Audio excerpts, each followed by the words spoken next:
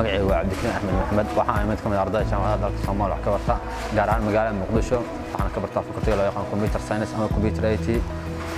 waxaan muddo aan ku jirnay training 5 maalmood oo halkan nooga bilaabay TOT waxaan noo bilaabay 13 bishan ilaa 17 maanta ah oo noo socday alxamdulillah ilaahay mahadis waa noo soo dhamaaday waxyaabaha aan ku baranay training-ka waxaa ka mid ah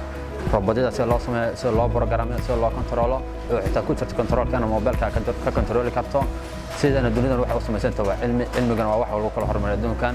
alxamdulillah ilaahay mahadis waxa inuu maanta noo soo gabagabay waana rajaynaa training-ka iyo mid lamid ah aan kadib ilaahay mahadis waxa kale ah dad badan oo annaga nala mid ah oo sidoo kale jeclaa inay chance u helaan laakiin aan chance u helin ama chance kale laakiin fursado kale waayay oo siyaabo kale uga faa'iideysan waayay annaga si gaar ah waxaan noogu mahadcelinaynaa haddii ilaahay raal ka noqdo macallimiinta iyo maamulka Hana Academy oo gacan weyn naga siiyay especially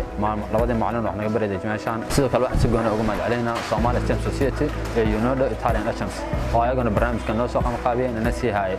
macluumaadka barnaamijkan oo dhan xambaarsan ayaga ka mas'uulsan dareemayno kulli aan jecelnahay waxaan rajaynaa fursaddan labada hadda kadib inaan soo marto oo inoo keenan haddii ilaahay raal ka noqdo waana ka faa'iideysan doonaa billahi alxamdu lillahi